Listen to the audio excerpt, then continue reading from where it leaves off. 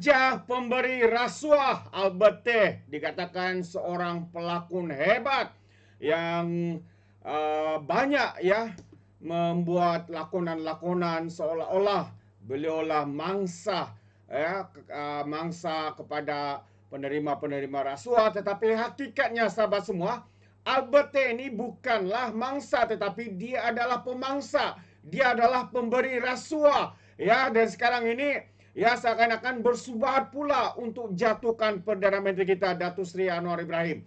Tiba-tiba mengaitkan Anwar, terlalu nampak sangat lakonan yang dikomplot, diplot bersama untuk menjatuhkan imej Perdana Menteri kita Datuk Seri Anwar Ibrahim. Itu pandangan saya sahabat semua.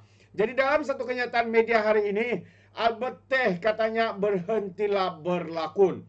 Albert T ini ramai yang sudah kenal siapakah Albert T ini. Sebenarnya seorang yang pernah didakwa ya karena terlibat dalam pemerdagangan manusia ya, rakyat Indon yang dikurung, dipaksa bekerja tanpa dibayar gaji dan sebagainya.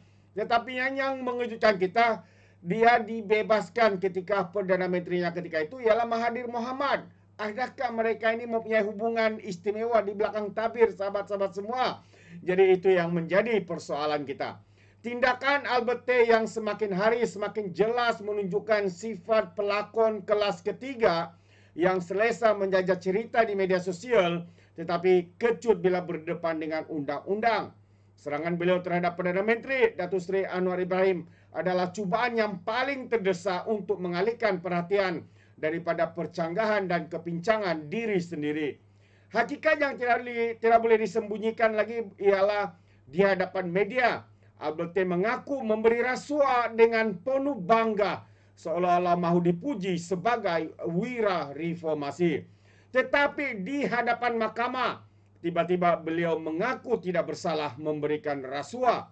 Persoalan paling mudah yang rakyat tanyakan ialah, adakah beliau hilang ingatan, hilang prinsip, hilang keberanian apabila berdepan dengan hakim yang sebenar. Pengakuan di luar mahkamah tetapi penafian di dalam mahkamah hanya menunjukkan ini adalah satu perkara, yaitu kata-kata beliau tidak boleh dipercayai dan tidak mempunyai integriti. Beliau berada tahap yang paling rendah. Seorang pemberi maklumat yang tulen tidak berubah pendirian mengikut siapa yang memegang mikrofon.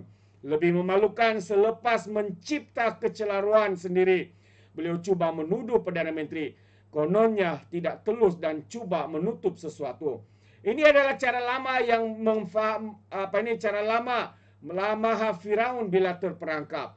Cari kambing hitam, dan sasaran paling mudah ialah mengaitkan dengan Perdana Menteri yang tegas melawan rasuah. Cara sedemikian bukan saja dangkal, tetapi mencerminkan kecelaruan logik yang amat ketara. Seorang yang tidak konsisten dalam kenyataan pribadinya sendiri cuba mengajar negara tentang integriti. Saya ingin mengingatkan beliau bahwa negara ini mempunyai sistem perundangan dan bukannya pentas drama. Kepada Albert T, Raja pemberi rasuah, jika benar, kekallah benar di media dan mahkamah. Jika tidak, berhentilah untuk memperbodohkan rakyat Malaysia dengan lakonan yang semakin hambar. Jadi itu antara tulisan daripada seorang pemimpin Angkatan Muda Keadilan, sahabat-sahabat semua. Dengan jelas kita boleh nampak tujuan yang dibuat oleh geng-geng Albert T ini seakan-akan cuba mengaitkan Perdana Menteri kita, mengalihkan perhatian bahawa dia adalah raja pemberi rasuah, tetapi malangnya katanya dia adalah mangsa kepada perasuah, penerima-penerima rasuah. Semua ini tidak berlaku kalau tidak ada seorang yang memberi rasuah, sahabat semua, yang mengaku memberi rasuah, tetapi bila berada di mahkamah, beliau pula mengaku tidak memberi rasuah. Jadi di mana betulnya? Adakah benar beliau ini raja pemberi rasuah? Adakah dia ini sebenarnya bukan ataupun tidak memberikan rasuah, sekadar memberikan sumbangan dana politik? Itu menjadi persoalan kita. Alright, kita lupakan dengan raja pemberi rasuah nombor satu negara Albert T yang berlakon bersama dengan Sakatua ini. Hari ini berita baiknya sahabat semua, Malaysia berjaya pulihkan aset negara hampir 37.3 bilion ringgit. Tahniah. Makin ya Datuk Seri Anwar ditekan, difitnah, ya dihasut oleh individu-individu seperti Sakatua oleh raja pemberi rasuah ini, semakin itulah negara kita berada di ambang yang semakin baik, sahabat-sahabat semua. Jadi apa sebenarnya kenapa Malaysia berjaya pulihkan aset negara dengan hampir 37.3 bilion ini? Mari kita lihat kenyataan media ini. Jadi Malaysia meraih kejayaan luar biasa dalam usaha membentras jenayah kewangan apabila berjaya memulihkan aset bernilai kira-kira euro 8 bilion ataupun 37.63 bilion ringgit dari tahun 2019 hinggalah tahun 2015.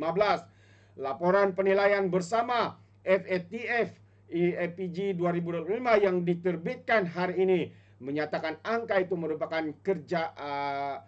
satu lonjakan besar berbanding tempo penilaian terdahulu pada 2015. Jelasnya, pihak berkuasa Malaysia kini dilihat meletakkan penekanan yang sangat serius terhadap aspek pemulihan aset sebagai strategi utama melumpuhkan rangkaian jenayah. Antara tahun 2019 hingga Februari 2025, Malaysia telah memulihkan aset berjumlah euro 8.11 bilion ataupun 38.9 bilion ringgit dengan euro 6.0 bilion ataupun 29.18 bilion ringgit daripada berkaitan kes 1NDB. Sebagian besar aset yang berkaitan dengan 1NDB ini telah dipulangkan melalui tindakan pelucutan sivil dan penyelesaian settlements di luar negara menurut laporan berkenaan. Namun begitu katanya pemulihan aset selebihnya tidak berkaitan dengan 1NDB yaitu euro 2.03 bilion sebanyak 9.74 bilion ringgit menimbulkan kebimbangan karena pembajakannya diperoleh melalui mekanisme cukai dan lembaga hasil dalam negeri Malaysia, menunjukkan kebergantungan yang tinggi terhadap kaedah pemulihan pentadbiran berbanding pelucutan jenayah. Dan FATF APG merujuk kepada dua badan antarabangsa yang bekerja rapat dalam memerangi pengubahan wang haram, yang membiayai penggenasan dan pembiayaan proliferasi senjata pemusnah besar-besaran. Pasukan petugas kewangan FATF ialah sebuah badan antara kerajaan yang bebas, ya, yang membangun dan mempromosikan dasar melindungi sistem kewangan global daripada kegiatan pengubahan wang haram, pembiayaan keganasan serta pembiayaan proliferasi senjata pemusnah besar-besaran. Jadi berdasarkan laporan itu dari sudut pelucutan jenayah, Malaysia lebih banyak bergantung pada pelucutan tanpa sabitan berbanding pelucutan hakan berdasarkan sabitan. Walaupun metodologi FATF tidak memihak kepada mana-mana bentuk pelucutan hakan, katanya penggunaan CBF yang rendah menggambarkan cabaran yang lebih luas dalam mendakwa dan memperoleh sabitan bagi kesalahan pengubahan wang haram. Dan selain itu, walaupun keputusan paling ketara dicapai dalam kes rasuah dan penipuan, hasil pelucutan hakan bagi kes penyeludupan dana jenayah terancang dan penyeludupan tidak sepadan dengan profil risiko Malaysia, khususnya memandangkan sifatnya yang rentas negara serta status sebagai ancaman berisiko tinggi dalam penilaian risiko kebangsaan. Di luar kes 1NDB, Malaysia masih terhad dalam menggunakan mekanisme pemulihan aset yang berkaitan kesalahan asal luar negara atau aset yang berada di luar negara, ujarnya. Jadi secara keseluruhan menurut laporan itu, walaupun usaha pemulihan aset 1NDB adalah signifikan, usaha pemulihan aset lain masih belum selaras sepenuhnya dengan pendedahan risiko negara, khususnya bagi kesalahan asal berisiko tinggi dan sederhana tinggi. Dalam masa yang sama, FATF turut memuji keupayaan pasukan penyiasat Malaysia yang kini mempunyai kepakaran khusus untuk menjejak dan membekukan aset merentas sempadan. Keupayaan ini disokong oleh penggunaan teknologi data terkini yang membolehkan pihak berkuasa mengesan pergerakan wang haram dengan lebih pantas. Peningkatan ketara dalam jumlah aset yang dipulihkan ini didorong oleh lonjakan aktiviti siasatan jenayah kewangan sejak tahun 2015. Ya, jumlah siasatan pengubahan wang haram di negara ini telah meningkat kira-kira 3 kali ganda, mencerminkan pendekatan yang lebih agresif oleh pihak berkuasa, katanya. Jadi terbaik, itu antara berita baik ya yang menarik untuk saya kongsikan. Selain daripada satu lagi info tadi berkaitan dengan raja pemberi rasuah yang semakin terdesak sehingga mahu untuk menjatuhkan Perdana Menteri kita. Tidak lain tidak bukan Albert T, si raja pemberi rasuah, berlaku jadi mangsa keadaan. Apa pandangan Anda? Berikan dalam ruangan komen. Terima kasih, sampai kita berjumpa lagi. Bye-bye.